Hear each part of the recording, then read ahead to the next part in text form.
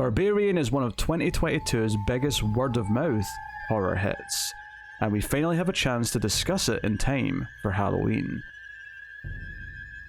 So join us for the wild ride that is Barbarian.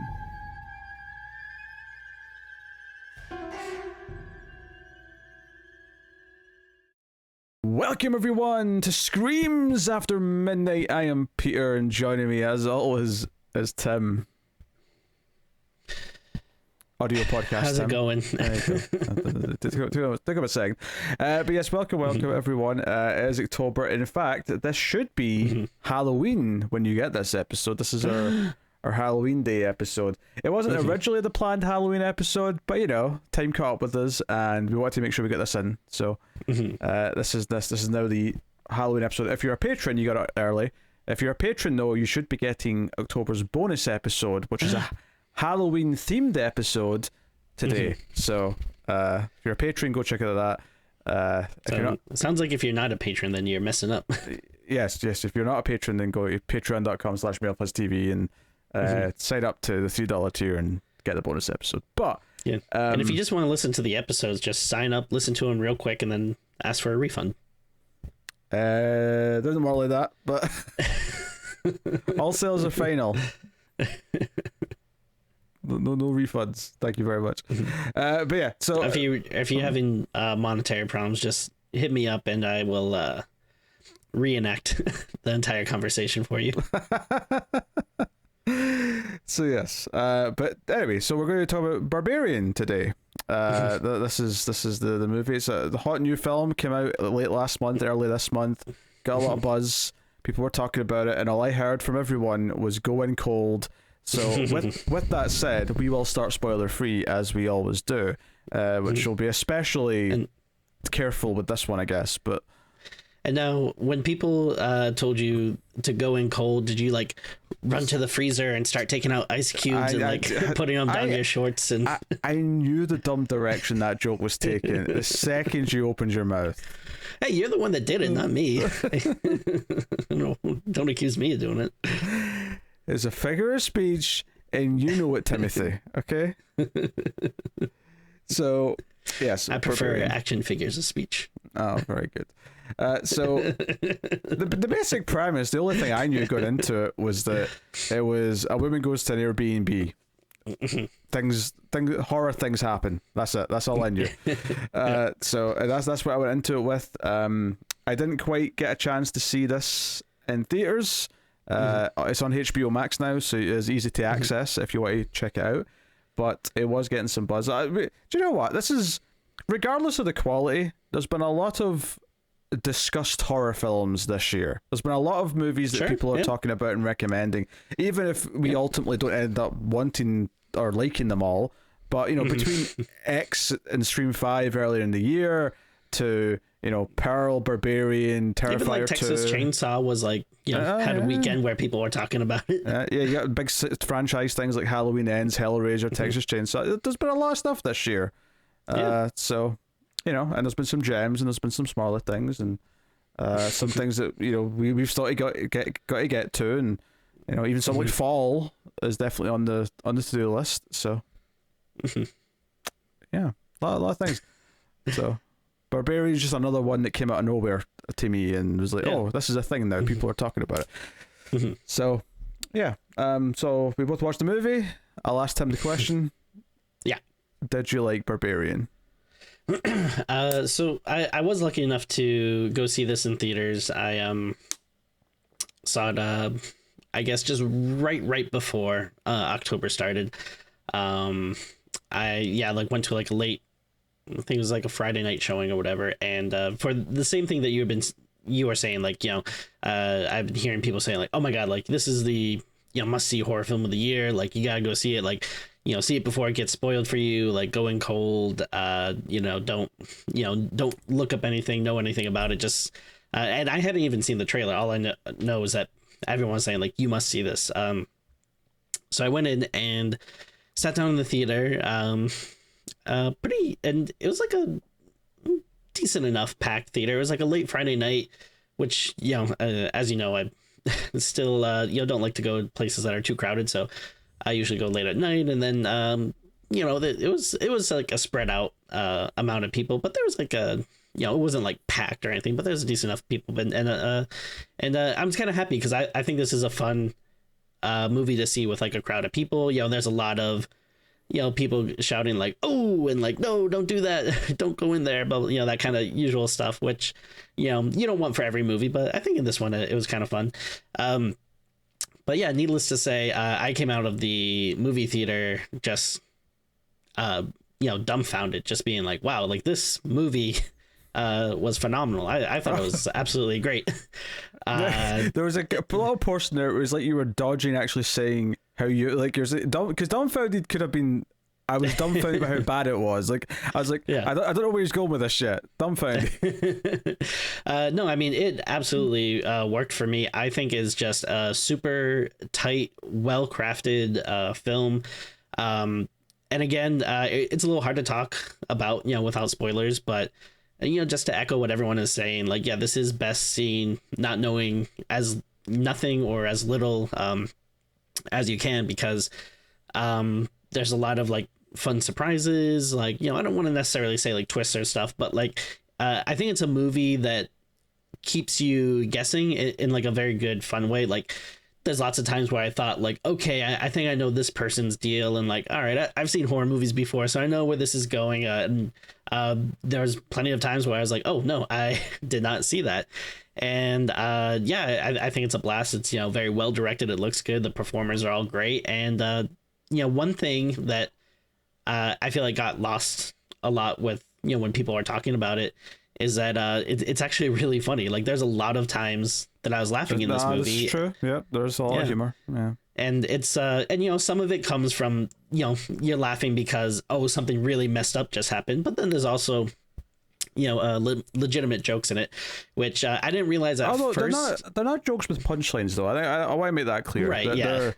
There's like funny cuts and things like that. Stuff where it's like it cuts to someone doing something and it makes you laugh because of like what they're doing, the absurdity of the situation, and how they're handling it, versus like something where a thing happens and someone turns to the camera and says, well, that just happened. Like, there's no jokes like that, which we all know that's the height of humor. But yeah, so no, actually very funny. And I didn't realize it, but the guy that directed this was actually used to be in a like a sketch comedy group that I actually liked a lot, called The Whitest Kids You Know. They had like a sketch show in the I think early 2000s, late 2000s, early 2010s or so. Yeah, I looked up the director and noticed that was the main thing he'd really done. He's done a few episodes of other things, but this is really... I think he technically has one movie from like 10 years ago, but this is really his first, modern movie. Yeah, and it's kind of funny because I've listened to a few podcasts with him about it, and so essentially, there was this like, I guess it was kind of a cult like comedy sketch show. Like, it wasn't like super well known, but people that knew it liked it. And from there, him and the kind of, I guess, like the main guy in the group, Trevor Moore, who unfortunately passed away like a few years ago. They basically got this chance to do this movie, I think in like 2008. Which is like just a really dumb like sex comedy movie. I remember because I'm probably one of the few people who actually saw it because I like the sketch comedy group. I was like, oh, I'll check it out. Which essentially it's like I mean, it's been so long, but if I remember the plot correctly, I think it's like this guy is like trying to get laid and then ends up there's some type of accident and he ends up in a coma and like wakes up like however many years later, and then I think his like girlfriend is now like the centerfold and like some like calendar or Playboy type of magazine or something, and he's trying to like seek her out, and it's just like dumb sex comedy antics thing. But it's funny listening to the director talk about it though. He's like, oh yeah, that movie sucked, and like he very clearly admits like, oh yeah, that is not the kind of movie we wanted to do, but we thought that maybe we're given the chance to do like a Hollywood movie, maybe we can make it actually good and kind of rise above like the dumb premise or whatever. And then unfortunately it just didn't happen and it ended up bombing, and then I think it kind of put him in like whatever director Hollywood jail for several years. And then when he talks about this movie though, he kind of says that like, oh yeah, just wanted to write something for myself, and I wasn't sure if it would get made or whatever. But I think it might have been during the pandemic he started it and was just like, I'm just gonna start writing and kind of see where this idea and the script goes. And lo and behold, it was quite a story. But and it's funny because it's, well, I'm just rambling a little bit, but I think there is like a confidence in the filmmaking that, like, when you watch it, like you can tell like he's doing exactly what he wants to do with the story and just like the way it looks, and it's just very well done. I feel like on all the fronts. So I think it's one of the movies where everyone was talking about it and it was getting a lot of hyped up, but definitely for me it lived up to it.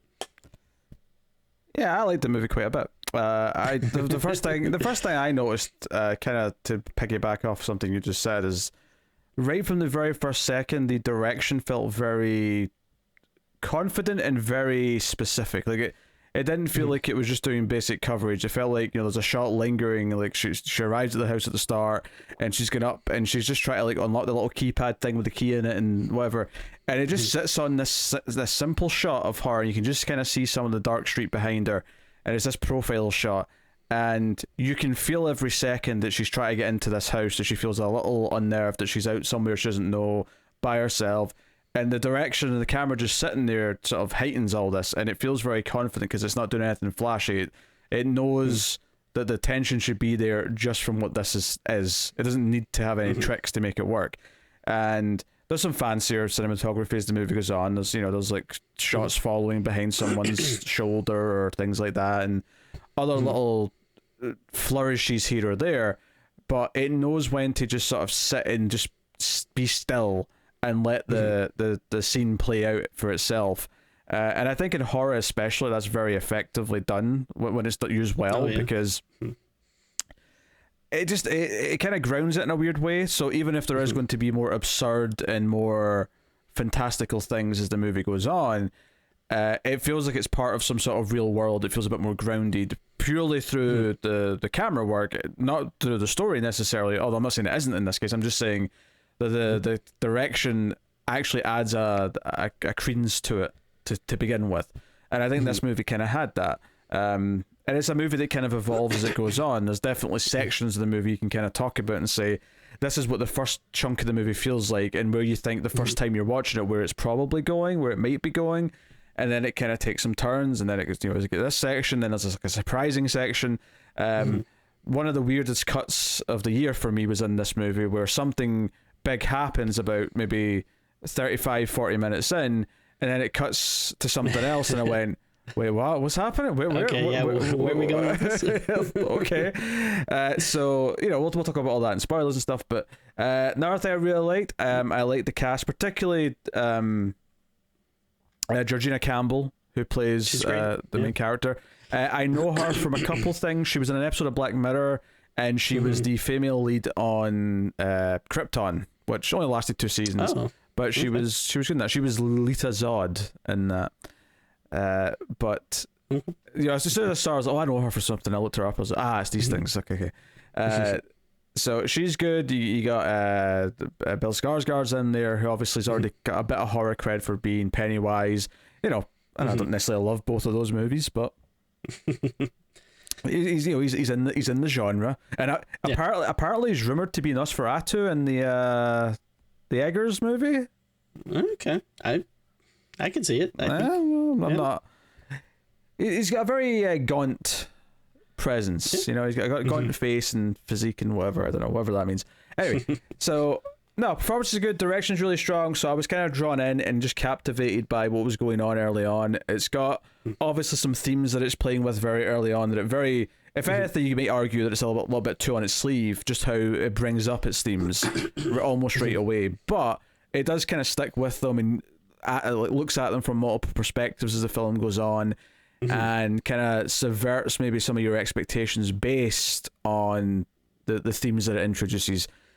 But that's good. It definitely goes some wild places, and I think people who aren't as fond of it, because I've definitely seen, now that I've seen it, I looked up some reactions and some different opinions on it, and it definitely feels like a lot of people who don't like it as much don't like that it gets a bit more fun, bizarrely. And I know that sounds strange, but when it starts off, it does feel like a very grounded, serious film, and then you could argue that it becomes a bit more fun and not silly, but it definitely isn't afraid to have a little bit of a sense of humor about what it is as the movie's progressing. And I think maybe that's rubbing some people the wrong way who think that's not what they wanted based on the first chunk.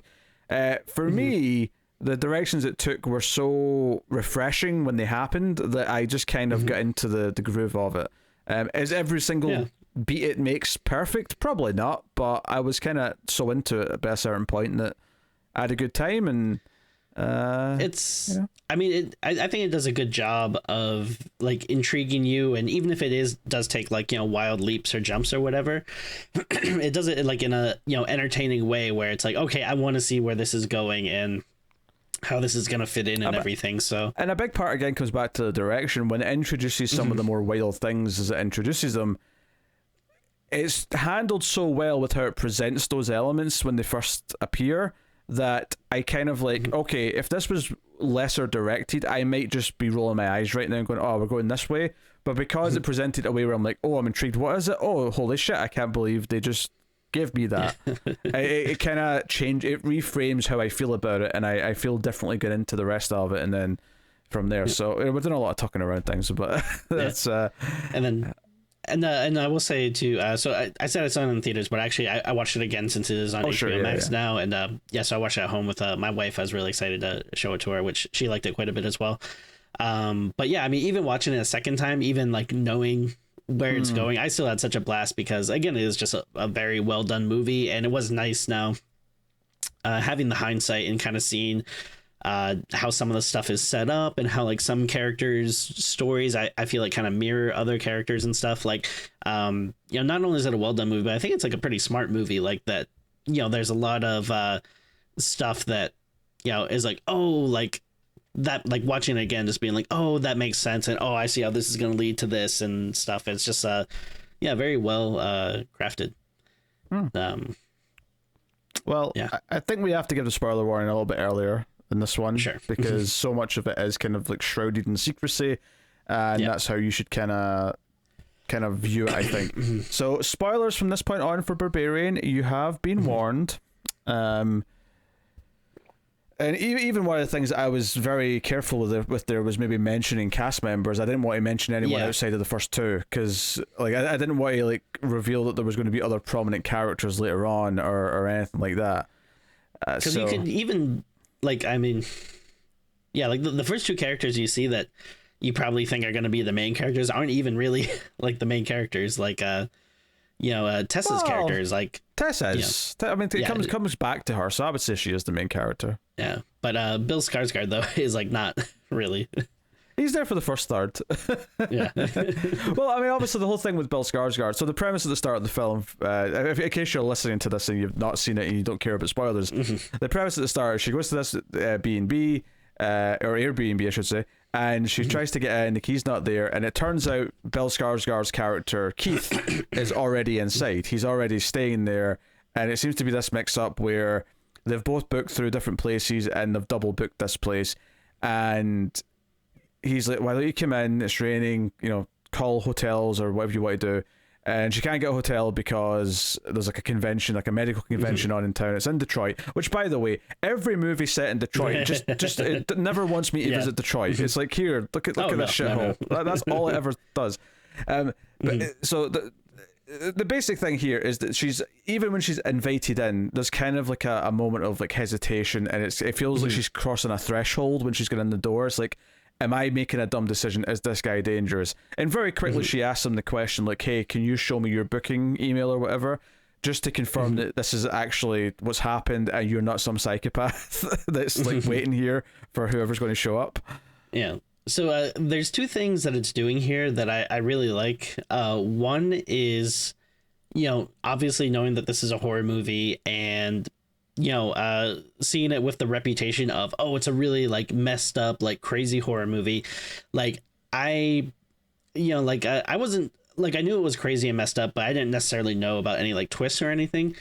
And yeah, being like horror fans and stuff, you can very clearly see where the obvious horror would come in. Like, you know, like as you're watching it, there's so many instances where you're like, okay, like this guy's acting really nice, but come on, he's got to be a creep, right? Like he's got to be like some like crazy like murderer or like sex like Fiend. you know yeah, or like there's got to be something twisted and messed up about him.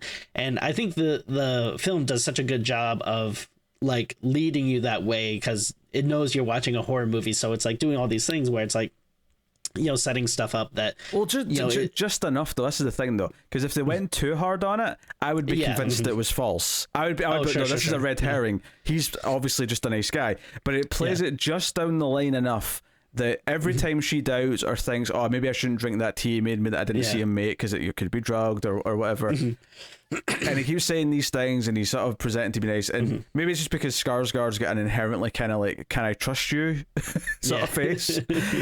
Like, yeah, there's a lot of like, can she trust him? And that's one of the key themes that's brought up early on, is that she openly says to him, once she does mellow up a little bit and like they start to like, you know, they get more relaxed, she says, well, it's different for you than it is for me. Like if this was the other way around and I was the one who was already here and you came at the door, I would have never let you in because you're a strange guy at the door. Whereas you just was like, oh, come on in, because you didn't feel scared. You didn't feel intimidated by me. So, you know, it's a really interesting kind of like theme that and obviously it bounces off that when we get to the next. It's not an anthology movie, but I almost feel like it might become an anthology movie the way it jumped to a new character after like 40 minutes. But yeah. Oh, for sure. And then, the other thing that it does that I like a lot is it just like portrays Tessa as just being a very like smart, competent character. Like she is doing like everything right in this situation. Like, I mean, maybe the one thing you can say is like, no, she still should have stayed in the house or whatever. But you know, she is like very cautious, like at, you know, at every step of the way. Like you're saying, like asking for his ID and like, you know, asking to check the booking to make sure it's like legit and all this stuff. Like, I like that, you know, like I instantly like felt like on her side just because she's not doing like the typical horror movie thing where, you know, it's like, no, don't do that. Why would you do that? But it does this thing though where she asks for that, like, because she shows him, because she's at the door, she has to kind of prove that she's supposed to be there, and she shows the booking email or whatever. When she asks him for his, when she comes inside,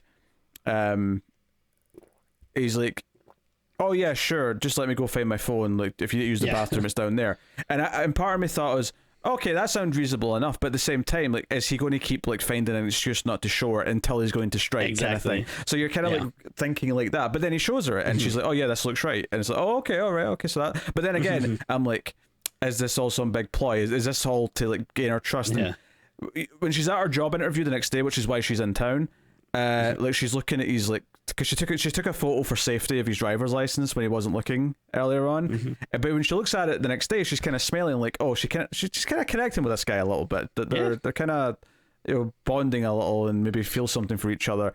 And part of me's thinking, oh, and that was almost the time when I was most convinced that he was bad. Is like, oh no, she cares about him now. He's going to ruin her life. He's going to be the biggest monster ever.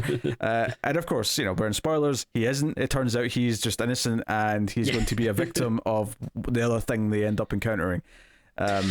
So for me, like when I was really convinced he was a bad guy is, basically when he goes down the stairs and is screaming for help just because it sounds like such an easy way to trap, like, oh, you want her to go down the stairs and stuff. Like, come on, that's such a trap.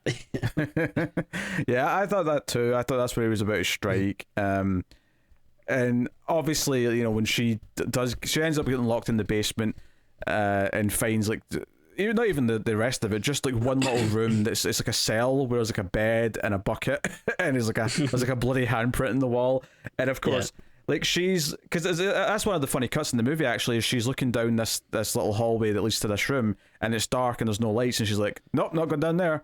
And then but then she thinks of a way to, like, you know, bounce some light off the mirror to sort of illuminate it a little bit, and she's like, okay, I'm gonna have a look. And then she never wants to go back there again, and it's like, okay, she's being smart for the most part. I think eventually she does have to make a choice to go back at one point, and it's very heroic, the choice, although it's frustrating as a viewer, because you know the guy she's trying to save is a complete piece of shit and she shouldn't, but she doesn't know that. She's a hero, she's going to try and do it. If there is anything that's maybe a little frustrating, is that you know, how much you like her as a character, but the movie really puts her through the ringer. Oh, like... yeah, for sure. Yeah, so all this early stuff with, like, you know, he offers her this bottle of wine that is, you know, it was there as a complimentary thing for arriving at the house. But at the same time, you're thinking, like, or is he some pervert who's trying to, like, make a move here? Yeah. Like, what's going on? And even, like, the way he presents it, like, he has this kind of, like, little awkward stammering thing where he's like, oh, like, I didn't want to open in front of you because I know you didn't drink your tea, so, like, I didn't want you to get the idea that I put something in. So if you do want it, I you know, I'll wait to open it, like, in front of you. And it's one of those things where it's like, all right, yeah, like, you know, you're being, like, too nice and too thoughtful that makes you think that, like, you are hiding something. Yeah. So you're second guessing all this, and the moment that kind of makes her lower her guard a little bit is that it turns out he actually, you know, she's there to interview for a documentary filmmaker, and when she starts talking about her previous work, the director that is, she mentions this music documentary, and it turns out Keith has seen it, and it turns out the reason why he's seen it is because it was a documentary about the music scene in Detroit, and it turned out that he is kind of part of the music scene in Detroit, so they kind of start to bond over that. And obviously, again, I'm thinking, oh, this is a bit too perfect. Yeah. I don't know about this. But, you know, nothing happens. Like, he sleeps on the couch, like he says he would. You know, the doors mysteriously open at one point. Obviously, later on, we understand maybe why. Because, you know, someone else is wandering around. But, yeah. So, like, this first section, which is maybe the first half hour of the movie, but by the time she comes back and we get this sort of big scare where it's like the homeless guy is, like, running up, and this is why these horror tropes where, you know, she's arriving back from her interview, it's went well, although the director lady's like, wait, you're staying where? In that part of town? Yeah. It's a bit weird. But I think, like, if it's kind of funny because, like, when like, boss lady or whatever, you know, she's speaking with, like, I feel like maybe she might have been compelled to move after talking with her if it wasn't for Keith. Like, I think because Keith was there, she maybe felt a little more, like, safe and secure, which, you know, obviously with him, she would be, but there's other stuff there too. Yeah, because she comes back home and there's this great shot where she's... sorry. Sorry. You might be talking about what I was going to mention. Okay. Yeah, she goes back home. There's this great shot where she's getting out of the car and you just see this figure running towards her from down the street. You know, very out of focus, very in the distance. And I think the only, like, sort of horror trope here I'd critique a little bit is that this guy yelling, "Hey, little girl! Hey, little girl!" Yeah. All I could think was, this guy's not a villain. This guy's trying to warn you about whatever's actually in here. Like, I just knew. I don't know if it's just because I'm used to Crazy Ralph from Friday the 13th, or I'm used to other. You know, even the start of Urban Legend has that moment where the guy comes out and he's got the stutter and he's yelling, "There's someone in the back seat." It's very much that. It's like the character mistaking the person who's trying to help them as a scary threat. And I'm not saying she's dumb for it because he's running very aggressively the way he's running down the street at her, but. And yeah, to be fair, like, yeah, he should have, like, approached her calmly and, like, not like, yelling and stuff, but, like, he should be like, "Toodles, hello, my kind little dear, could I have a word with you, please? There's some important information that you might want to know before you stay in that house." But I mean, you know, it's fair though that he, you know, I mean, who knows, like, he, you know, he might be, like, a little, like, out of it himself, or, you know, he's probably not used to talking to people as often, and maybe he's just trying to be really urgent to get his message across. So it makes sense that, you know, he would be saying that, even though if it is a little bit of a movie thing where it's like, okay, come on, you shouldn't be that aggressive. But one thing I was going to mention is I do really like the shot, like, after the first night when she wakes up in the morning and she goes out, you know, to leave for her interview, and she just actually, in the daylight, takes a look at the street, because, you know, when she arrives you know, at the middle of the night, it's very dark, it's raining, you can't really see anything, so all you see is this house, which, you know, the house looks nice, but then yeah, I think it's, like, really neat the next morning when she actually looks down the street and, like, everything is just, like, these desolate abandoned homes, and it just looks very, like, you know, just kind of scary. And yeah. Actually, which is one of the things that they teased us a little bit, actually, is when she's, like, before she gets in the house at the start, there's a moment where she's sort of waiting and she looks around, and there's a kind of a moment where she realizes that no other houses in the street have a light on, because she's sort of looking for lights and like, wait, why are all these houses like pitch black? Why is no one got a light on? Like, I don't think it's meant to be that late that no one would be awake, so it's a bit weird. And then you sort of forget about it, so then that shot mirrors it when she comes out afterwards, and it's broad daylight, and it's like, oh no, everything's like half torn down, covered in graffiti. No one's living in any of these houses. And what's kind of funny is that they actually filmed this in Prague, I believe. Oh, really? Yeah, because they mentioned that like on some of the interviews I listened to, where it was actually like cheaper to just like build this entire town in Prague than actually filming in like Detroit itself, which I don't know, seems strange, but whatever. It's I don't know, it's the local government in Detroit charging a fortune to film there. I think that's what that is. That is easier just to build a fake town in another country. But they do a good job of just like making it seem like such a like, I don't know, it feels insensitive to say like a piece of crap or whatever, but you know, like it feels like such like a, I don't know, like a scary abandoned place that you don't want to be. Given that you see it thriving in like the 80s or whatever decade it is later, it probably makes sense that it's something they built from scratch, because they could build the two versions of it. Oh, sure. That makes sense. I actually thought it was the 50s at first when it cut to that, because it was so bright and colourful, but I think it's the 80s based on the fact that I think he holds up a VHS at one point, so it's probably the 80s. Oh, yeah. But yeah, so anyway, first section of the film is very good. She ends up locked in the basement because she goes down looking for toilet paper, and the basement door locks whenever it closes, so she ends up trapped. But good little visual moment is she looks in her pocket and sees she's got the key. It's like, oh shit, that means Keith can't get in because I'm trapped down here with the key.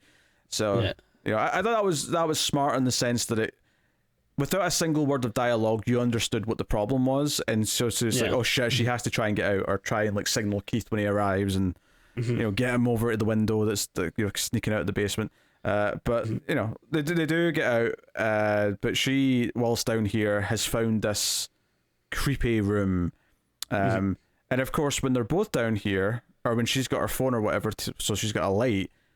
All of a sudden, it's like, wait, there's another door here. There's like a creepy door at the back that leads down to these big stairs, which is that's what's on the poster actually, is like looking down these stairs. And it's kind of funny when she's first explaining to him like why she has to go, and the way like she's explaining, she's like, yeah, like there's a room with like a bed and a bucket, and like, you know, Keith is just kind of like, he's not understanding. He's like, wait, what's scary about it? There's a bed and a bucket. I don't get it. Like that's actually, Joe, I liked about this is you can accuse it of maybe like wearing its themes on its sleeve a little bit, because you know how quickly they start talking about how, you know, how she's more scared as a woman, she has to be more careful, and how he doesn't have to, he's kind of oblivious to it and all that stuff. I don't mind it being on its sleeve. I actually think all these things it's bringing up is kind of like wrapping the situation they're in this like neat package where like the tension's kind of really contextualized by it. But I think what's really neat about this particular conversation is that at one point he says, like, I'm sorry if I'm not taking what you're saying seriously right now, but I've not seen it, and it's kind of hard to like understand why this is scary. Because if she said it's like a prison cell with a bed and a bucket, that might have like put in his head better. But obviously she's not thinking. She's shouting out. She's scared. She's agitated. Whatever. I think given the character we meet after this section, who is someone who like, because Keith, while maybe coming on a bit strong, is always trying to be nice and make her feel safe as best he can. He's always trying to do the right thing. The guy we meet in the next part, played by Justin Long, is someone who's accused of rape and doesn't take it seriously, think he's been victimized. Like, I think this idea of like, or this conversation where she's trying to say there's this danger, and he's like, I'm sorry that I'm not quite taking this seriously, is kind of foreshadowing that thematically, that we're going to be talking about like a situation in a minute where a woman said a man's done something, and this man is frustrated because anyone's believing her. You know, it's like, it's basically painting Justin Long's character as the opposite of Keith, effectively. But like, that's a good point. I hadn't really thought about that before, but but I thought it was a nice bit of foreshadowing for that. Like, it's obviously not in the moment, but in hindsight, I'm like, oh, that was actually kind of a neat setup, because it had me thinking about believing a woman, and then the very next character we meet in the next part is, you know, accused of sexual assault, and it kind of, you know. So that he did do, like what she did do, yeah, no, it's abundantly clear as the movie goes on that he absolutely did it. It's not like a, yeah, you know, we'll get to all that. So the end of this section though is where things really turn up, shall we say? It's you know, he goes down, he doesn't come back up, and she hears kind of maybe some screaming in the distance. And she goes snooping around, and it's basically an underground cave system once she goes down these stairs. There's like some cages at one point, but ultimately this is all very effective because of how it's shot. Basically feels like the like the basement in the Resident Evil 8. Oh, I mean, yeah, I was thinking maybe more the cave system in the first game. Oh sure, yeah, particularly because the monster, or the mother, if we're going to call it that, is kind of Lisa Trevor-esque. Yeah. You know, a little bit of that. But yeah, so we get this reveal of the monster character, which is this oversized. And when I say oversized, I just mean she's overweight. I mean she is very tall. She's very like big, just in general. This naked woman. I think the actor was about like 6'8" or so. Yeah, and it's a guy that's playing the role. It's like, if you look up the actor, it's actually a guy in prosthetics. Because like when we say it's a woman, like yeah, it's a woman, but it's like a unnatural looking, you know, so you know, she comes out, and like, but the way she comes out of darkness and it's kind of blurry at first, like it does have a nice creepy introduction where you get hit with these big saggy boobs for a second and you go, wait, what did I just see? And then it cuts to California. You know, like it has this tone shift and just cuts to like Justin Long in his convertible driving next to the beach. Yeah, I mean it's so fast, and yeah, it's really well done. There's so much tension, so you have like, you know, Keith is just yelling out in the darkness like for help, and then, you know, it's really tough because yeah, with the hindsight, knowing that like Keith is a good guy, it's like like I feel bad for him, but like in the moment when you're watching it, it's like, nope, like whatever you do, don't go down there, like it's not going to be good for you. And then we can't say for sure he's a good guy. We just know he's not guilty of the things we were speculating of earlier on. Yeah. And like one thing that like forgot to mention too is he does like that thing that I feel like a lot of like creeps do, where he like thinks of himself as a gentleman. So like there's a lot of like instances in the beginning where he's like, no, like I insist, like, you know, you take the bed, like there's no discussion about it, like that's how I was raised. And like I feel like that's like, you know, a lot of those like kind of too hard, creepy milady, kind of internet people. But yeah, obviously here we're saying this happens quick. What we're actually saying is that the mother grabs Keith and bashes his head into the wall, and then her hand comes for Tess, and that's when we cut. But it's so quick and it's so visceral. And I think what's interesting and what makes this moment work so well is because the movie has been nothing but slow building tension of like what's actually happening here, what's the danger. You know, it's a woman standing in the street feeling unsafe, but there's no actual visible clear threat yet. And even once we meet Keith, okay, he might be a threat, but we don't really know for sure. It's all very unseen. It's all in your mind. It's all just the slow building of tension. And then very, very quickly, there is a monstrous woman just ramming a head into a wall. And it's very Lisa Trevor from Resident Evil. You can maybe argue, maybe she even looks a little Silent Hill-esque in a way as well. But, you know, there's definitely someone who you'd refer to as the monster. And probably multiple ways, actually. When we get to the ending, there's some other interesting ways to look at her as a monster. But but I mean, it's a really good scare and legitimately surprising. Like I again, as I'm watching this movie for the first time, like I think I'm, you know, getting the gist of it, and I'm one step ahead of it and thinking like, okay, yeah, Keith is gonna lure her down here and trap her in some way. So then when this happens, I was like, okay, wow, this movie just totally like blew my expectations away. Like I knew, you know, something surprising would probably happen, but still, like I would have never in a million years guessed like this is what was gonna be. And like you said, even to go from this then to this immediate cut to California, and it's Justin Long in a convertible driving alongside the ocean, and he's singing to the song that's on the radio, and he's just like, you know, and so we're back to introduction mode, and it's very different. And I think this actually lines up neatly with what Tess said earlier. Tess said earlier that, you know, girls have to be more careful. They have to consider the dangerous situation they're always in. So compare the introduction to Tess, where she's pulling up in a dark street, she's scared to get out the car, she's scared to be on the porch, she's trying to get the key, and it's getting frustrating. And then compare that to the introduction of Justin Long's character here, where we cut to him and he's not got a care in the world. He's in sunlight, he's singing, he's, you know. And then of course his life comes crashing down when he gets a call, and we find out, we get some context, we find out he's an actor in this world. His name's AJ as well, just so I can refer to his character's name. And AJ is like, it's his agents and someone else on the phone, and they're like, hey, this is a serious conversation. Like, well, what is it? What's going on? And it turns out he did a pilot recently, and his female co-star has said that he raped her, right? And it takes him a little bit to get to that word where he's like saying, what was she saying? She's saying that I did this? And like, yeah, she's saying you raped her. And it's like, okay, so and it's right away, you're like, well, I mean, I feel kind of bad now because I was speculating that Keith was a scumbag for like 40 minutes, and it turned out he may not have been. So maybe I should at least, you know, wait and see on this dude. Right, yeah. You know, maybe get some more of the story. But obviously, his reaction of like, wait, are they cancelling my pilot because of this? That bitch. Like, he immediately, he has the demeanor, the way he speaks, you're like, oh no, he's probably guilty as shit. He sounds like he's an asshole. And it you know, it keeps going from there, where his accountant drops him, he's getting fired from the pilot. He needs to sort of fund his, not only his legal defense, but also his countersuit for defamation that he's doing. And it turns out he owns the house in Detroit. It turns out, because, you know, the accountant just casually says, you own some properties in Michigan, and like, maybe you could, you know, live there or something. And he's like, no, I'll go and sell those. I'm not selling my big fancy house in California. I'm not doing that. So, you know, he flies to Michigan, and he's basically going there to check it out.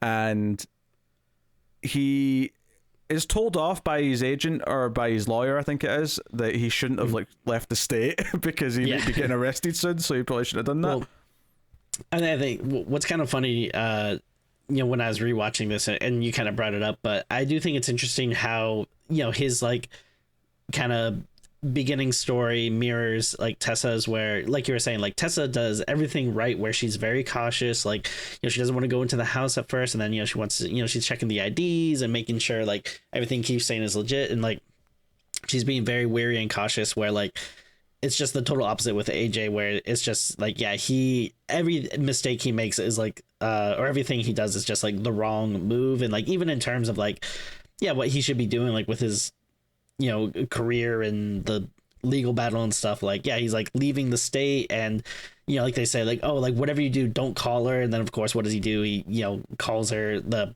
woman that he assaulted, to try to apologize, and like and it comes, just like all this stuff, and it comes across as trying to save face, and it's hard to buy any of it, because this is right, like, because when he gets to the house, first of all, he's pissed because all of the suitcases and stuff that belong to the first two characters are still there.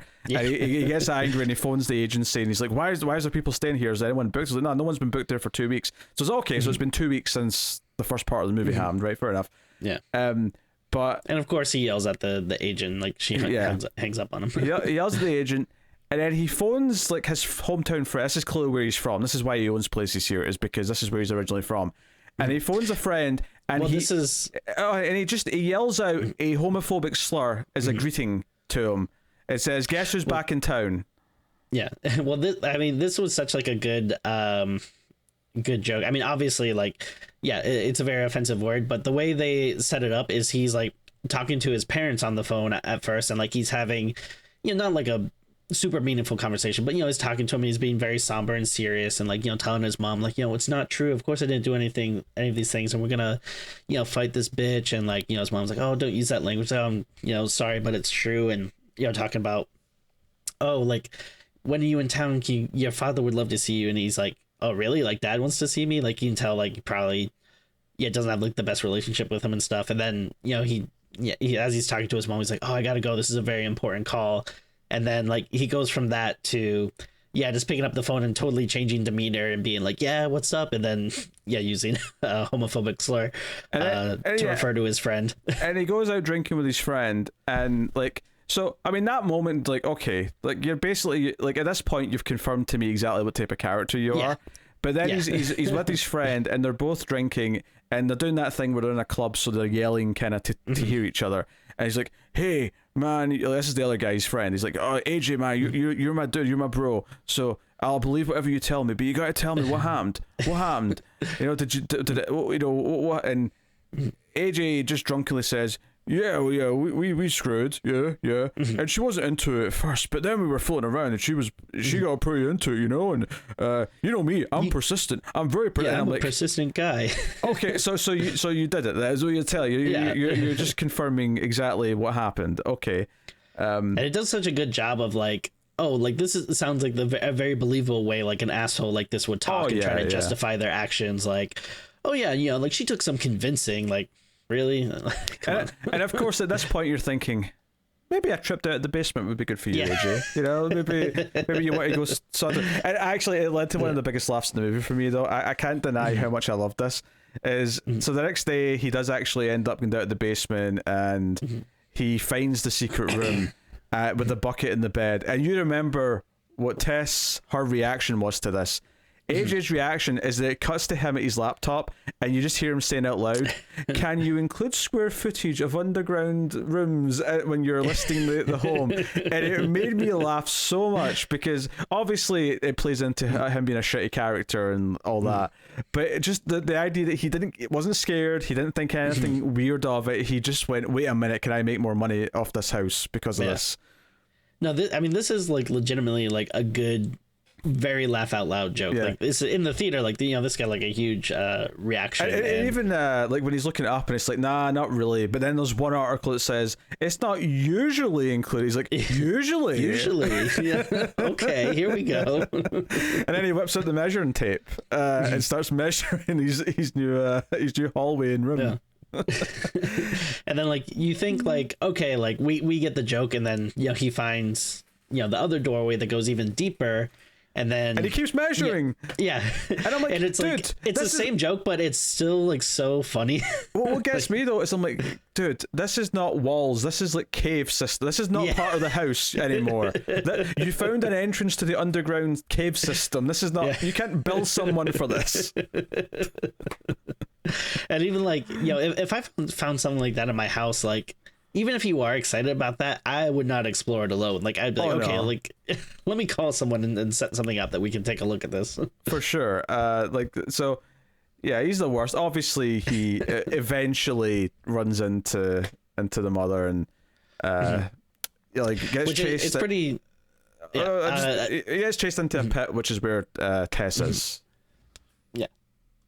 And then I thought it was a great, like, kind of introduction scene where he's downstairs and he's like still using the measuring tape and stuff, and I think he passes by the room where there's just like a small static TV that's like playing this kind of like creepy mothering video about like how to like nurse a baby and what to do with a baby. Yeah, it was breastfeeding. Yeah, and it's just one of those things that's like you know, juxtaposing like this like old video and this like dirty room is just kind of weird and off-putting. But then I like that, you know, he just kind of has like, you know, the measuring tape is just kind of going off into the darkness, and you just hear it like kind of start to like shake, because measuring tape has a very distinct sound. I mean, I've not seen it used much in movies, but like that sort of metallic sound it has when it bends and comes, like, it's a very distinct sound. And just like as a viewer, you're like, oh shit, like this is where it's about to go down. Oh yeah. So he ends up falling in the pit, and I think it's when he falls in the pit that it cuts back again, right? It cuts to the flashback. I think so, yeah. Yeah. So we cut to this bright, colourful, and I think it goes to 4:3 as well, or close to it anyway. And Richard Brake's in the movie. Richard Brake, who you might know from several Rob Zombie movies. He was also in like the who else was in? He was in Tremors 7 of all things. Of course he is. But he's got a pretty memorable face. If you know him, you'll probably recognize him. But he's like coming at the house. I thought it was the 50s at first because everything was so bright and vivid. And usually when you set something in the 50s, the bright green grass and the white picket fence and all the rest of it. But I'm pretty sure it's the 80s, just based on everything timeline wise, but also some other things you see. And he's like a guy who's going out for his groceries. He's kind of quiet. The direction here is pretty solid. It does this thing where it kind of stays behind him for a lot of it. But as it goes on and he gets a lot of baby supplies at the store, and it's like, okay, this is feeding into that video we saw in the present day, and it's feeding into the other things. He then turns out, after he leaves the store, he like is like following a woman. He pretends to be like an electrician or something like that, and intentionally leaves a window open. And then there's implications later on from all of his tape collection that he was kidnapping and murdering and raping women for years. Yeah. And like he's this monster who's done this. And then of course the implication as we go throughout the rest of the film is that the mother that this monster we're seeing is actually the product of him effectively having a daughter with one of his victims, and then presumably then raping that daughter, and eventually like enough inbreeding effectively gets you to this personification of monster, which in a bizarre way does kind of much like Elisa Trevor and other monsters and other things, even like a Frankenstein's monster. There is a little bit of sympathy where it's not really, she's not this evil being, she doesn't really understand, it's not all on her. She just wants her baby.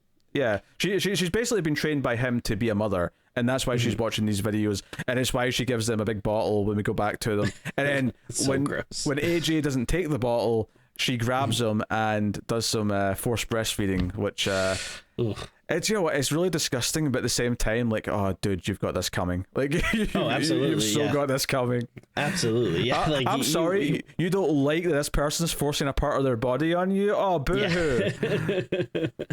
Yeah, it is very funny because it's like, yeah, whatever, like, as many bad things that can happen to this guy, please, like, by all means. I know, obviously, in the real world, eye for an eye is not a thing that should be, pursued. But this is a movie. I get to have fun watching him suffer. So this is what this is.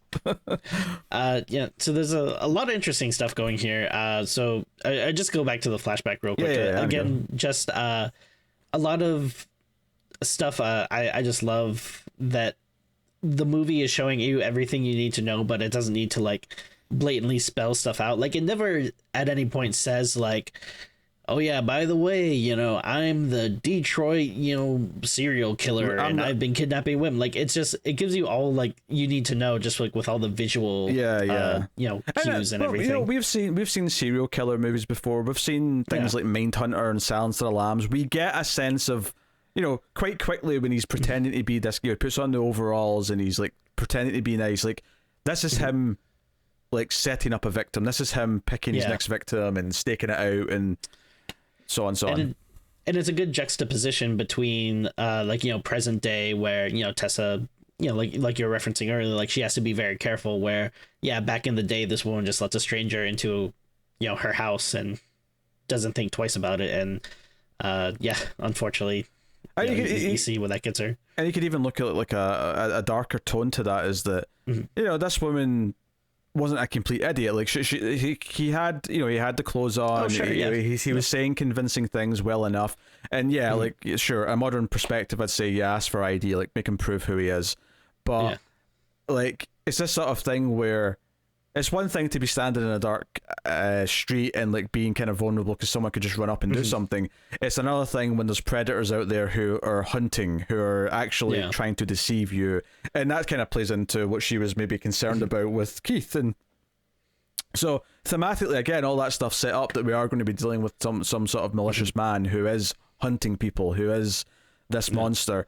And he is the monster of the movie. I know I keep calling her the monster because she looks more monstrous, but he is the monster. He's the reason why she exists. You could read it as a bunch of ways. You could read it as like, this is the personification of the evil he's created or something, so whatever way you want to look at it. Yeah. And then I like when he gets home and he has like that conversation with his neighbor where his neighbor like is very friendly. It's like, I just want to let you know, like, we think we got to move on. The neighborhood's going to hell. And even though it looks like such a nice neighborhood, and then it's just like a nice bit of foreshadowing, or I guess not really foreshadowing because we already know what it ends up, but just kind of showing you like what the neighborhood used to look like. And then just that final shot of him just like going into the house and just opening the basement door, which like, by then we know what's behind that door. So of course he's not leaving. He's built like a whole underground system to keep his prisoners in. Like he's never leaving. This is like he says, like, like his neighbor is like, oh, you think you're gonna end up like moving soon or something, and he's like, I'm never leaving or something like that. Like, it's very good. So well done. And then I guess like we'll get to it in in a little bit when we have the scene where him and Justin Long meet, but that's such like an interesting scene to see that that he is just like kind of another reflection or version of Justin Long, like obviously a bit much more extreme, but like there's still like predators who have like preyed on women and stuff. That's the interesting thing about it is Justin Long meets this person, he sees the videotape and he sees that he's a serial killer, and he's like, you're sick, what's wrong with you? But before he sees like the tapes and everything though, he is like instantly sympathetic to him. Like when he runs into him, he is like, he thinks he's a prisoner like of the the woman, and he's immediately like, don't worry buddy, I'm gonna get you out of here, like you and me, we're gonna get the cops. And obviously he's much older, he's in a bed, he can barely move at this point because he's an old man, but I think the interesting thing in there is the fact that he meets like someone who's actually this proper predator, because Justin Long, of course, like AJ is a character, he is this person who doesn't think he's a bad guy but has done this horrific thing and didn't understand at the time, or is willfully ignorant of what he's doing is bad. Like, I mean, he knows, but like, he doesn't want to admit that he knows, and he doesn't, like, later on he has like a statement, he's like, am I a good guy, am I a bad guy, am I a good guy, done a really bad thing? And you're like, oh, we actually got to set up that he realizes what he's done by the end and accept it, because he's talking about because he's actually talking about when he accidentally shoots Tess, which we'll get to, but it kind of becomes, now, is he really talking about who he raped? Is that really what he's talking about now? And then it's like, no, he's learned nothing, he's a scumbag right to the end, so we'll get to all that. I mean, we'll get to it. I don't want to talk about the stuff at the end. So we cut back to them in the cave system, and he gets pulled off to be breastfed, and sure enough, Tess is able to climb out because it's left open, and she's able to get out the window. And there's a great shot actually, because the mother like hears her leaving, and there's a great shot where she sort of smashes and climbs out the small window in the basement, and it's like broad daylight, but the basement's still in... guy helps like pull her out. But the basement's still in darkness, so as she's been pulled away, there's just a shot of like the mother in the darkness, like in the window, like kind of sort of fading back into the darkness. It's a really nice, so creepy. It's a really good shot. But one thing kind of didn't really I guess touch upon, but one thing that I think is interesting is that the movie at time or a lot of the times is very funny. Like there's like legitimate like funny jokes and everything, but I do think the horror is handled very well. Like the first introduction of the mother, I think, is like a great like horror scene, and then this scene where she just narrowly escapes her and she just fades back into the darkness, like that is like legitimate like creepy horror. Like it's it's not like, oh, this is like a funny movie that just happens to have this kind of horror theme to it or whatever. It's like, no, it is still a proper horror movie, and the horror is done really well when it's doing it. Yeah, I mean, honestly, the probably the thing that I thought was the weakest of the movie probably ends up being the homeless guy, because like, see when he just sits and starts theorizing, like, she's a product of inbreeding, and she comes out at night, and I've been living here for years, and then like she immediately like comes through the wall because she's like, oh, she'll never come here because I've been living here for decades, and it was almost like in my head I went 3, 2, 1, smash, like of course she came and killed you, even though she's never bothered you before. Because you just said that, and even the shot, the way it was framed, kind of felt like she's about to jump out of the wall. Like it felt like that. That's fair. So there is some faults to poke at and stuff. This is kind of the frustrating part, which is intentionally frustrating, where Tess goes and actually contacts like the police, and a couple of cops roll up, and they think she's just on drugs and she's a crackhead, and because she's dirty and she's not got any clean clothes on. She doesn't have ID because it's on the house, and then they go to the house, but she doesn't have the keys, so she can't let them in. So like the cops are just they don't believe her. They don't believe her. And what's so frustrating about it is it's not even like she wants help for her. She's like, no, there's a guy in there. She's like, she doesn't know his name, but it's like, there's this guy in here who's still in danger. We have to help him, which is why it's frustrating when she's going to leave. She gets her keys for the car, but she decides to go back and try and help AJ, and it's like, no, he doesn't deserve your help. Like he really, he just does not.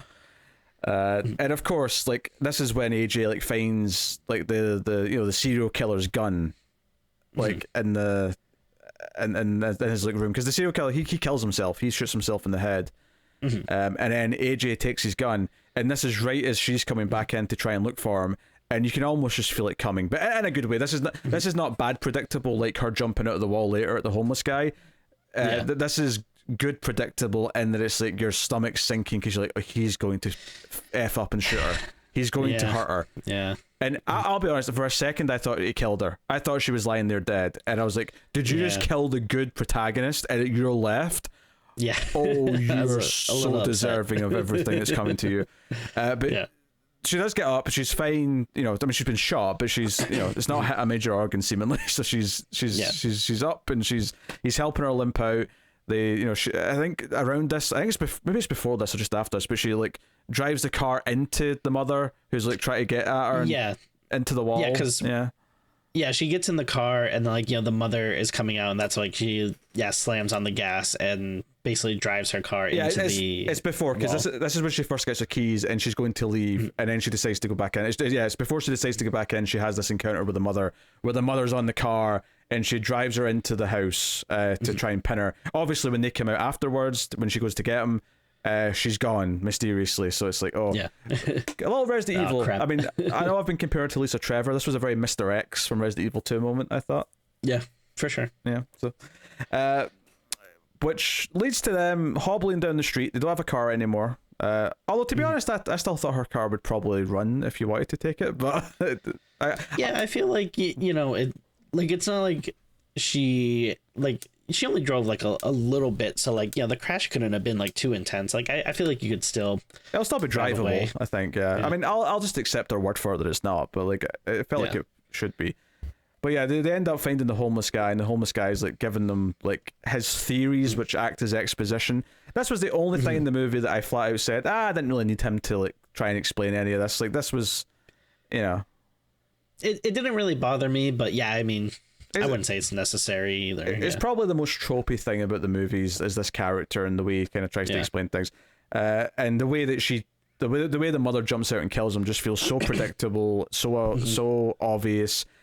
What comes next though is like just like when a movie makes you hate a character so much.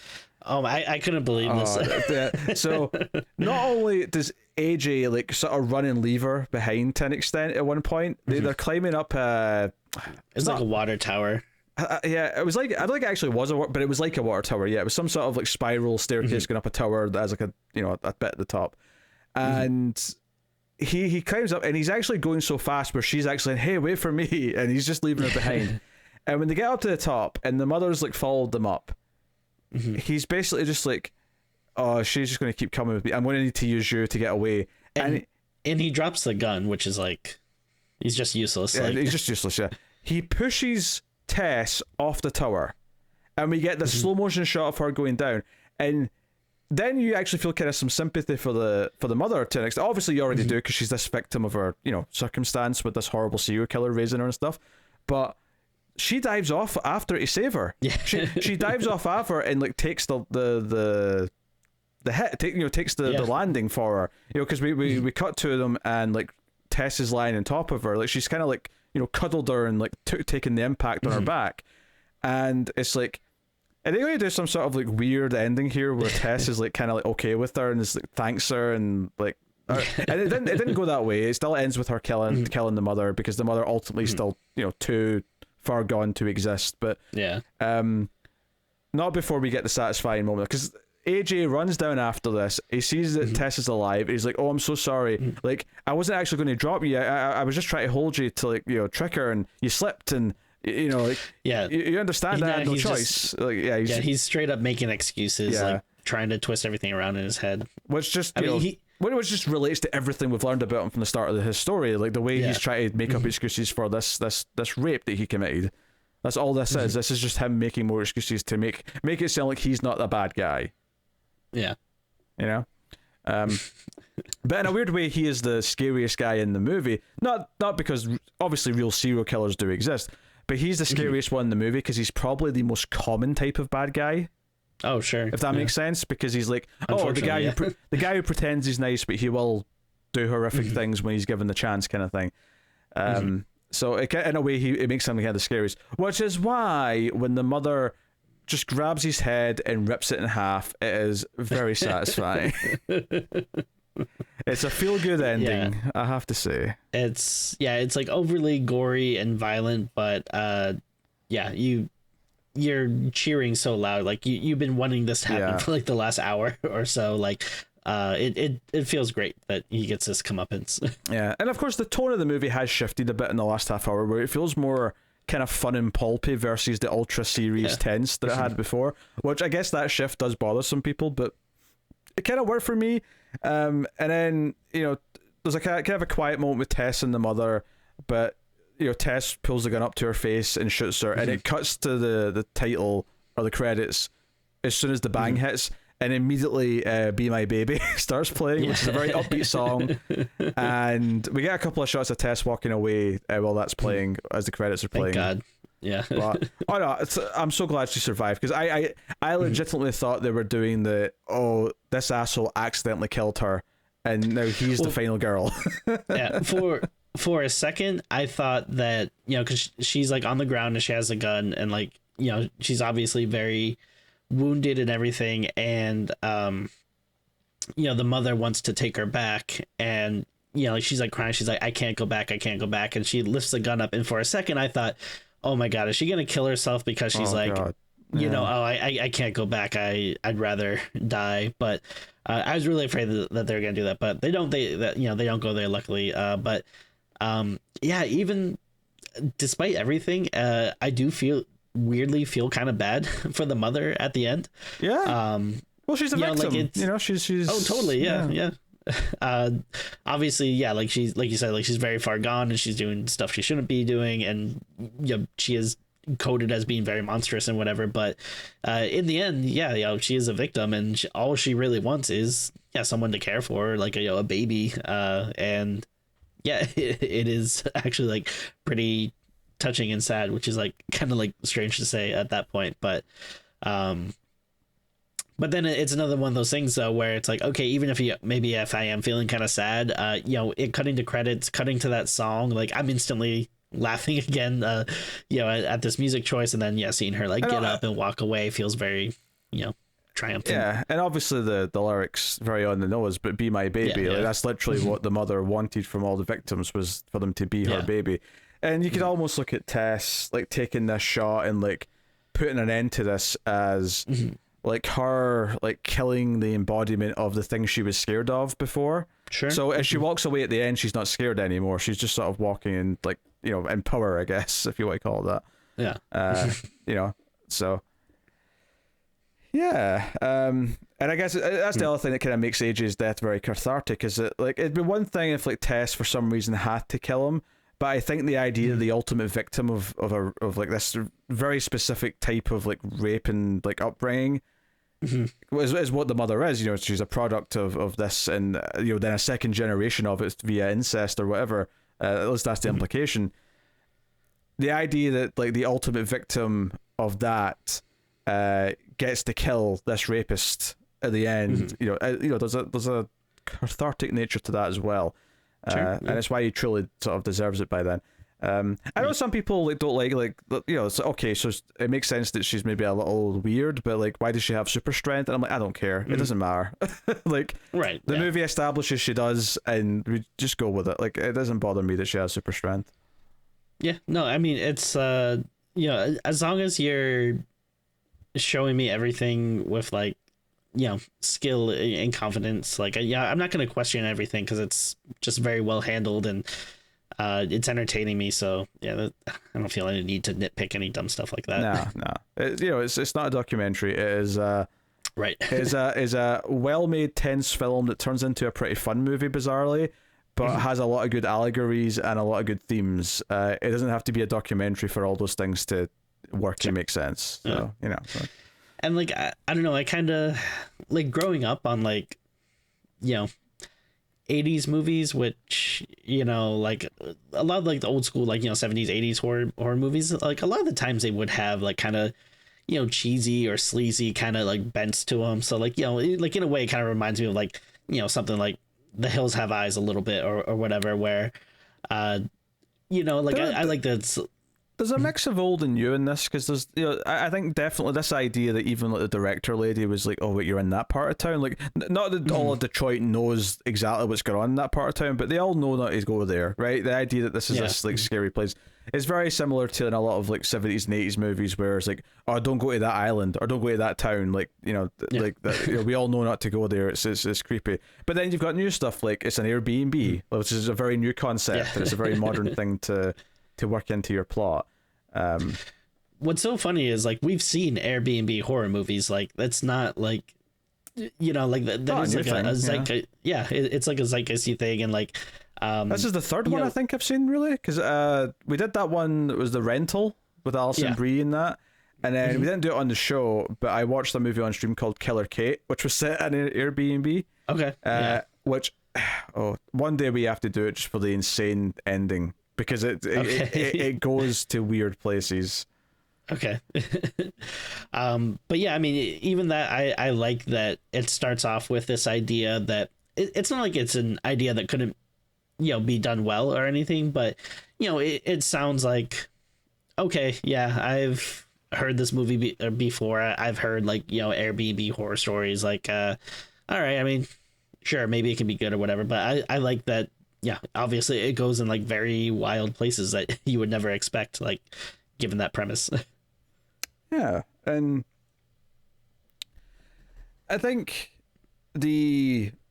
I don't even think anything that it does like later on is even that original either. It's just not like, oh, we've got a monstrous person living in the basement. We've got a killer who keeps people captive. Like, it's basically just a mix of different ideas from different times and periods. But like I say, it's the handling, it's the confidence in the direction, it's the good performances, the modern kind of sensibilities of actually trying to talk about something. All horror should talk about something, but I feel like this particular type of subject, which is talking about kind of the difference in genders and vulnerability, and the predatory kind of like behavior that you have to look out for, I feel like this particular lens is definitely something that is modern to tackle in movies in this way. Oh sure. So I think mixing all those things together, but just having a strong script and a strong confident hand like helming the camera, just it makes it all kind of work. Like, did I come out of this thinking, oh, it's an all-timer, it's one of the best horror movies of all time? No, probably not, but I think it's definitely going to be in the top 10 of the year, and I'm definitely going to happily watch it again.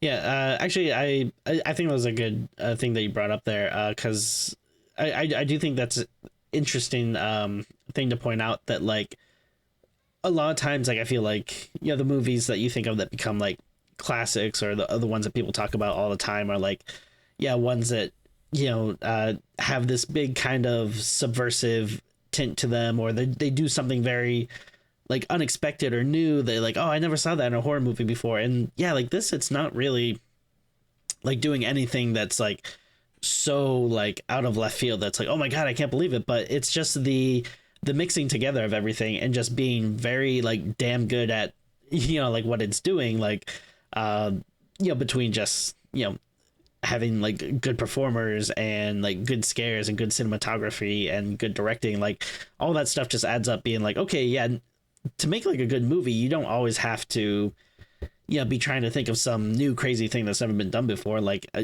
as long as you're doing something just with very like skilled people, it can be great. Yeah.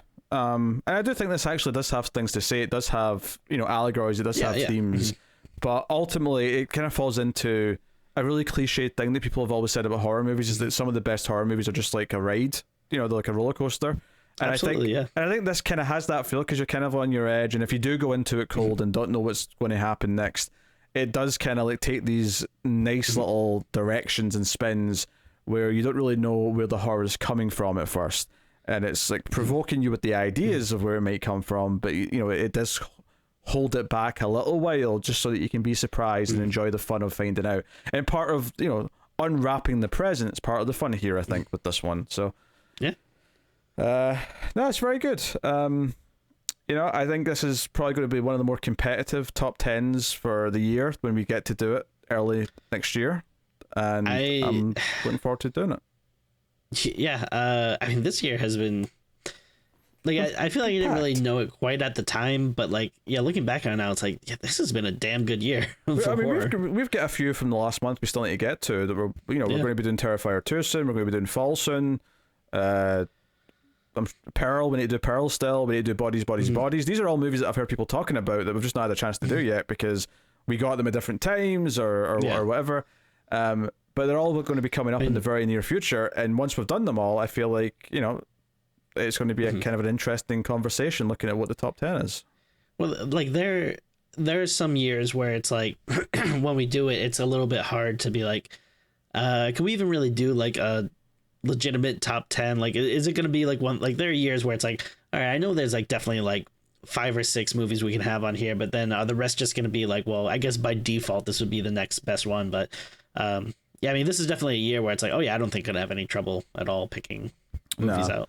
So we'll have we don't usually do it right at the end of the year though, because we like to have a bit of time to like sneak in the ones that we've missed, especially since December we spend doing Christmas movies usually. So we'll probably be a little bit into the year before we do our top 10 of 2022. But I do think it's worth having one this year because there's actually enough to recommend and talk about that we could get into it. So but that is Barbarian. It is very good. It's not working for absolutely everyone, but I think it worked really well for both of us. Absolutely, yeah. I think largely it comes down to the direction. I think I think it's really well handled and how it's shot. The pacing works for me. When I complained about Halloween 2018 and said, "Oh, the pacing is all wrong for a Halloween movie," I'm not saying this is a Halloween movie pacing, but I'm saying this is a sort of very confident pacing that is what I look for in a good horror movie. So, I'm into it. Yeah. So I'm totally on board with whatever the director wants to do next. I know he's talked about another really messed up horror movie. He said he's working on one that, according to him, he says is get even more messed up than this one. He also mentioned that he wrote a script based in Gotham City, but like I guess he just kind of wrote it like on spec, but he said he'd really like to make it someday, which is interesting. We'll see if Warner's let him do it, but yeah, I mean it seems like kind of a weird thing where it's like, all right, I don't think I think they have to approach you. I don't think you can just make something and be like, hey, but I mean, who knows if this was as far as I know, I think a pretty decent hit. If he churns out a couple other movies that are really well done, I mean, maybe they'll start talking to him. But maybe or maybe with like James Gunn, that's right. Things, James Gunn's at the helm. Maybe he's going to see Barbarian and go, you know what, I want this guy on board. I want him to make a movie for us. All right, Tim, what are you rating Barbarian? All right, I gotta tell you, you might think I'm a little crazy, but doesn't happen often. I think I'm gonna give this a 10. I absolutely love it. I don't think there's nothing about it that didn't work for me the first time I saw it, and the second time I watched it. I had just as much fun. I enjoyed showing it to my wife and getting her reactions to some of the surprises. And again, it's just something that's just very well done and constructed, and watching it the second time and seeing stuff that I might have missed and how stuff will build up or mirror other things that are to come. I mean, it just, everything works for me. The horror works for me, the comedy works for me. I, as much as I love horror, I do, I don't know, I might lean a bit more towards horror that is a little comedic at times. I always say, Evil Dead 2 is my favorite horror movie. So I do appreciate it when a horror movie can have some legitimate laughs and stuff. But I mean, everything about the movie worked for me. I can't really think of anything that would be well, I didn't like this one scene or this one character. So that really brings it down a couple of points for me. It's just it works, and I was very happy that we got it. I mean, I wasn't expecting you to say a 10 there. When you were building it up, I wasn't expecting the 10. I will look like I'm being harsh now in comparison. I think I'm going to give it a very respectable 8 out of 10. That's still a great score. Yeah, I thought it was great. It might rise a little bit in time. I don't know if it's ever going to get to a 10, but that's okay. That's okay. It clicked with you in a way that just transcends, much like Michael Myers when he kills.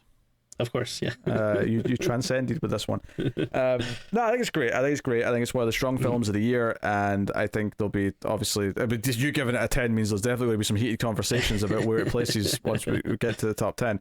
Not that I'm going to reveal what I think might be higher, necessarily. We'll find out. If I do think there's such a thing. But I know I'm being coy. But yeah, that's Barbarian. Let us know what you think of the movie in the comments and all that stuff, of course. We said at the start, but the bonus episode for Patreon will be out on Halloween as well today when this goes public. And that is a Halloween themed movie as well that was voted for by our patrons last month. Satan's Little Helper, which is now streaming on Screambox. If you haven't seen it. And I signed up for Screambox. I haven't actually watched anything on it yet, but I know Terrifier 2 will be streaming on it on Halloween itself on Monday. So I mean, I'll just say it right now. Next regular episode you're getting is Terrifier 2. So sure. look forward to that. Yeah. We'll do even more streams next, but then the next regular episode we record next week will be T2. The real T2. Yes, the real T2. No, I just did Art the Clown with a thumb and all. But yeah, and also that's at the $3 tier. At the $5 tier, you get another monthly bonus extra called Even More Streams, where me and Tim just talk about all the different horror movies we've been watching that weren't for the show. So that'll be pretty early in the month usually. So no doubt we'll have a bunch of interesting ones to talk about from the back half of October. So if you're not on that yet, probably would be a good time because November we'll probably have a big episode talking about all the hey, maybe not even movies, maybe if we did any other extracurricular spooky activities during the month, maybe we'll talk about those. Why, who are you hunting? We'll save it for the episode. Okay, all right. So then Tim usually hits me with a horror movie quiz as well, so there's fun to be had. But all that stuff. Also worth mentioning, along with this show and our sci-fi movie podcast, The Atomic Cinema Experiment, there's a new show starting on Male Fuzz Movies called The Collector's Cut. That is starting for the public on the 5th of November. So remember, the 5th of November. Where we're working through franchises and themes or batches of movies. The first one we're doing is the Dirty Harry franchise. That's myself and David, who has been on a couple of things before, but this is kind of his first full-time show. So he's an android, right? Aye, sure. Yeah, he's an android. But that is... You gotta teach him how to properly finger a flute. Whoa, so where did you go with this? I'm teaching him how to do what now? What's this now? Fingering? Remember an Alien? I remember, Tim. I remember the stupid line in the movie. It's a sci-fi movie. Aye. What's your point? I don't know. You watch sci-fi movies with someone? I do, yes. Not David, though. I watched them with Tara. So... Yes. Terrifier. Terrifier 2. So there you go. That is the show. I mentioned Patreon. I'll thank our Patreon producers just before we head off. So thank you very much to Tyler Hess, Cindy Palacios, David Short, Bordenau, Christopher Moy, David Brown, Al Treisman, and Alison M. Fordyce. They're producers for the month. You can also, of course, support everything to do by just liking, subscribing, dinging the bell, rating the podcast high on iTunes, where you get your podcast from. You can get us on Twitter at Screams Midnight for all Male Fuzz movies, and that is about it. So yeah, keep in touch and all that stuff. Check out the Discord, maybe get a link to that in the description. But that is everything. So hopefully you've had a nice Halloween. Hopefully we've added to your October a little bit with the episodes we've made, and like I say, we got some pretty interesting movies coming up still from this year to check out. Which will probably, be a couple in November and then a couple more in January, and then we'll make our top 10 of 2022, and we'll see how that goes. But that is us. So thank you once again for watching or listening. We always appreciate it. Keep watching scary movies. Happy Halloween, guys. We'll see you next time.